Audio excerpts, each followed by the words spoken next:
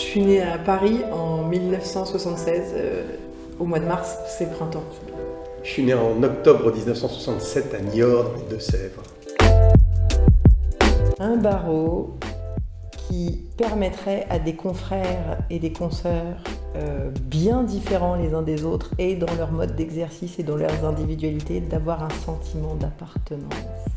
Un barreau dans lequel on ne regarde pas l'autre en étant soit indifférent, soit jaloux, soit hostile. Que ceux qui font du droit des affaires ne soient pas regardés ni ne regardent les autres comme étant des bêtes bizarres et curieuses et comprennent que ce métier, par sa diversité, sous-entend une pluralité de modes d'exercice et que c'est tout ça qui fait notre richesse.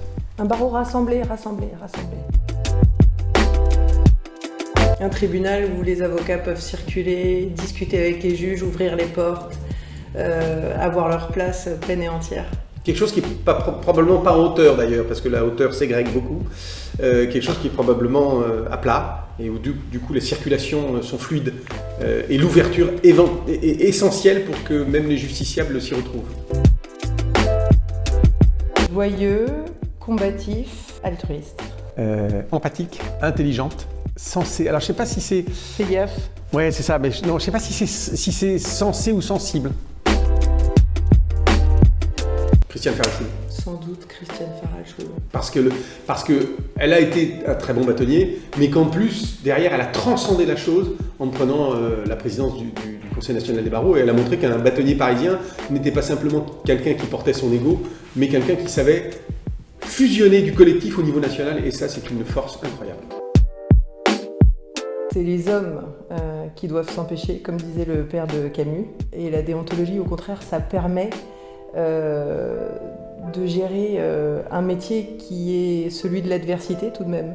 Ça nous oblige à nous comporter correctement avec les magistrats, ça nous oblige à nous comporter correctement les uns avec les autres, ça nous oblige vis-à-vis des clients, ça fait notre honorabilité, et puis il y a le secret dessus, dedans. Au contraire, ça nous porte beaucoup. Alors, ça contraint, ça c'est sûr, ça empêche parfois, et ça c'est bien. Nous sommes dans un métier de règle, nous sommes dans un métier de droit, donc forcément il y a des droits, il y a des devoirs. Nous sommes ceux qui portons la voix des autres. Si nous le portons sans aucune limite et sans aucun cadre, alors on le portera n'importe comment et nous serons dans la loi de la jungle. Angèle, je crois, plutôt, mais je ne suis pas très sûr. Non, c'est bien Dalida aussi. Que si on est élu, on leur en voudra pas. Que s'ils votent pas, surtout, ils seront membres d'un barreau qui ne les représentera pas. Et donc, ce silence des urnes leur sera forcément préjudiciable.